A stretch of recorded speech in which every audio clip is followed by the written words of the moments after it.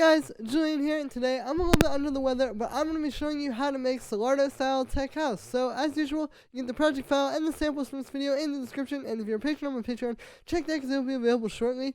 Let's get started. So the first sound we have here is this little effects thing, which sounds like this. And I made this using Operator. What we've got going on here is basically we have some white noise here. You can see it set like this. And we've got that going into a low pass filter. And then what's happening is if I turn off these effects, you can hear it. I've got the low pass filter just opening like this. Or closing. It's like pretty simple stuff. And then what I have after that is this auto filter, which is on a bandpass, and then I've got it doing the saw down waveform, and it's doing 16 notes on this LFO, so then that sounds like this. So that's what's giving it that kind of rhythm. Then after that, we have a bit of grain delay, which you can see is set like this. I got the pitch up a little bit, I've got the dry wet pretty low. And that's adding that extra little bit of like, kind of zappiness to it. I feel like this gives it a cooler vibe. After that, we've got this echo, which is just doing down and eighth notes. And you can hear that's just doing like the long echo to make this a little bit more fluid. And that's how I'm doing the sound. Like I said, it's just starting with something really simple and then getting kind of creative with like the filtering and the delays to make it a little bit more interesting. Now, the cool thing about this is really just that it helps to make the track less boring. The thing is that it can be very easy to have your tracks, when you make the style, just be like really boring, like bass line and drums, like something like this. Or even like this. And so, this is why you need to add stuff like this little effects thing and some of this other stuff, is because it brings your track to life so much more.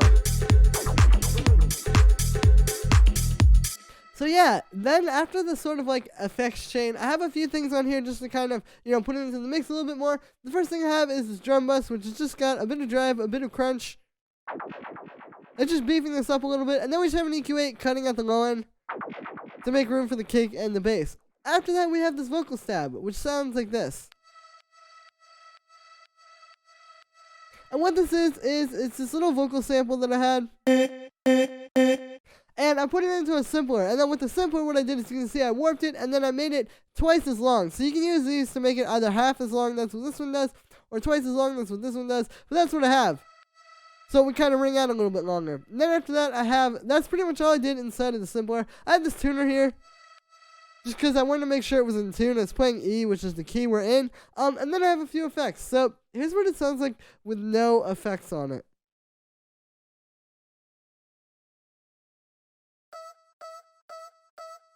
So you can hear, it's not really like a pad as much as it is like a really quick stab with this, and that's not what I wanted. I wanted this to be kind of like a background sort of like droning sound. So the first effect I have on here is this auto filter, which sounds like this, without it,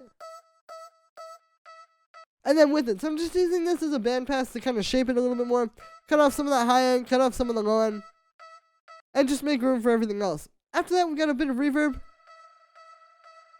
You can hear this is what's really making it longer and more of like a pad and like a drone. After that, we have this OTT, which is one of the presets for Ableton's Multiband Dynamics. It's under here, Multiband Dynamics OTT. There we go. And all it stands for is over the top. And it's just like this really over the top multiband compression where you can hear it's really bringing everything forward and giving it a more interesting texture. After that, I just have compressor side chaining into the kick, and the EQ8 cutting out the low end.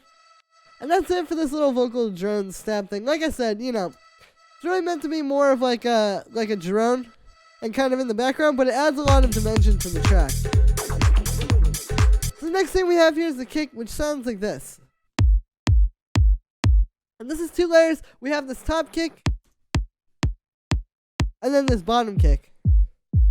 And you can hear the top kick is kind of more like snappy in the high end, and then the bottom kick is more just like at that really solid line. So it's a good technique for these kind of tracks. A lot of tech house producers do use this. I do this myself sometimes. And it's basically, it's just kind of like getting the best of both worlds. Like we get this nice kind of punchy high end from this kick, and then the powerful low end from this kick. You can see this one's also low pass a little, just to get rid of the high end. After that, I've got a bit of processing on the group of those. You can see we just got this drum bus. So here's without it, and then with it. So you can hear, not only is it helping to kind of glue these together, but it also helps to just bring the cake forward a little bit in the mix. So I've got a bit of drive on that, I've got a bit of crunch, and then I've got the boom tuned to E because we're in E minor. And that is it for the kick. The next sound we have here is the bass, which sounds like this. So I'll show you the notes on this one. It's just playing this little pattern where it like slides up. It's basically based around E. And it goes like like that. And yeah, pretty simple. It's a pretty straightforward kind of like tech house style bass line. Definitely something that Solardo would probably use. And yeah, so for the sound on this one, what we've got here is we've got two sine waves doing some FM. You can see I've got this first one at the regular octave, and then I've got the second one down an octave with the chorus pitch.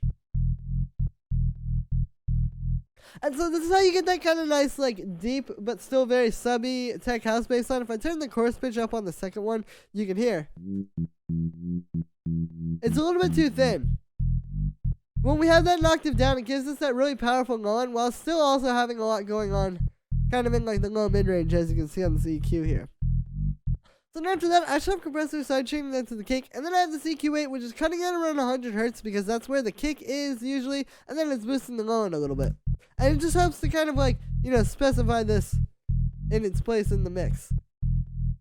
After that, I have those two, the kick and the bass, grouped together, and the reason for doing this is to kind of glue them together a bit more. With tech house especially, it's definitely like the most obvious example of this I can find. You know, your low end is really like the foundation of your track. Like the kick and the bass, that's what really sets the groove. And if you don't have them like grouped together, it's not gonna gel together as well. Here's what it sounds like with no effects on the group.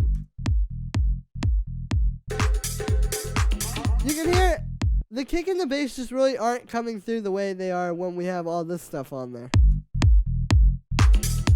And you can hear that's like infinitely more powerful. So yeah, so the first effect that I have on here is the saturator. So here's with nothing, and then with the saturator. So with this one, I've just got the drive up a bit. You can see it's at 3.94 dB. Pretty simple. It's just adding a bit more power and kind of helping to glue these together texturally. After that, I've got a compressor, which is just doing a very small amount of compression on the peaks. Here's without it, and then with it. So you can hear, yeah, it's just helping to kind of beef these up a little bit more. It glues them together a little bit because it takes, like, the bass, which is a little bit quieter than the kick, and gets it up to that level.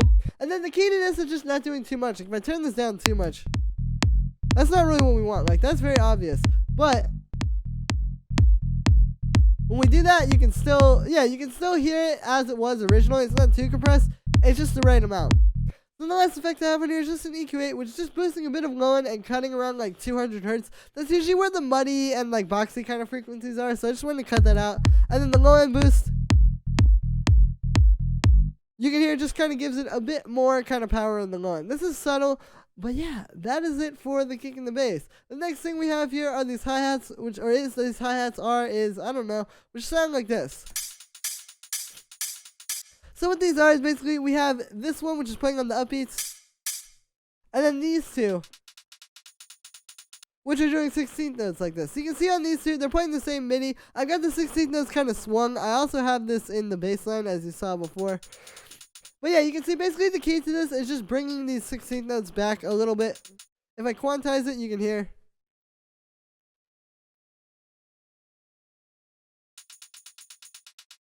It's just a little bit more like, I don't know, it doesn't have that same kind of groove to it. So then with these, I just have this smaller one, which is kind of like more in the mid-range, and then the tambourine, which is giving it the sharp high end. And then on the upbeat hi-hat, we just have this one. So this is obviously a bit louder. And then on this, I just have an EQ8, boosting the high end a little bit, and then giving it a little bit of reverb. You can see I've got the decay time and the size down all the way, or almost all the way. And then I've got a bunch of pre-delay, so it's kind of like giving that after the sound. If I turn this off, it's just a really good way to bring these kind of hi-hats to life. After that, we have this percussion drum rack, which sounds like this. So what this is, it's just these three percussion sounds. I've got them on a drum rack, and they're playing some extra percussion. This really helps to bring the beat to life. If I turn it off, it's a little bit boring. This almost feels like an intro or like an outro to me. But then when you bring these in, it feels much more like a drop. And so, yeah, these are almost kind of like the lead, like the way you would have like a synth lead or something. But because the style is so percussive and rhythmic, it's more done with like some percussion. So yeah, like I said, just 3 percussion sounds. I've got them in a drum rack. We've got a bit of processing on there. First thing I have is just this drum bus to give it a bit more power. You can see the drive and the crunch up. After that, I have an echo doing 1/8 notes, and then we just have an EQ8 cutting out the low end, and that is really it for that percussion drum rack. The next thing we have here is this clap, which sounds like this. This is pretty simple, just kind of like a tight, sharp, kind of housey clap, like you'd hear in a lot of Solardo's tracks. And then I've got a bit of drum bus on it. So here's without it, and then with it. You can hear it's really beefing it up and like bringing that clap out. Just get the drive up a bit and the crunch up a bit, and that is it for the clap. So the last thing I have here before I show you what's on the percussion group is this little vocal chop drum rack, which sounds like this. So this, you may have seen me turn this off earlier when I was telling you about like background elements and all that kind of stuff, but basically what this is I just have these 2 little vocal samples. Those 2, and then they're just in this drum rack where they're playing on the upbeats. Like that at the end of every 2 bars. And so, again, it's just like an extra sort of ear candy element. It helps to make it a little bit more interesting. It's almost like some percussion, like punctuation in terms of percussion, like... That's kind of, even though this is vocals, that's why I have it in, or these are vocals, is why I have it in the percussion group. It's because it's kind of just like some extra percussion that adds a little bit of flavor. So, then the only effect I have on there is just this filter delay doing 16th notes. I feel like it helps to make it a bit more fluid and interesting sounding. And that is it for that sound. So then on the percussion group, I've got a bit of processing as well. Here's with nothing. And then with everything. So you can hear this is really helping to kind of beef it up and just make it fit into the mix a bit more. So the first thing we have here is the drum bush, which here's without it, and then with it.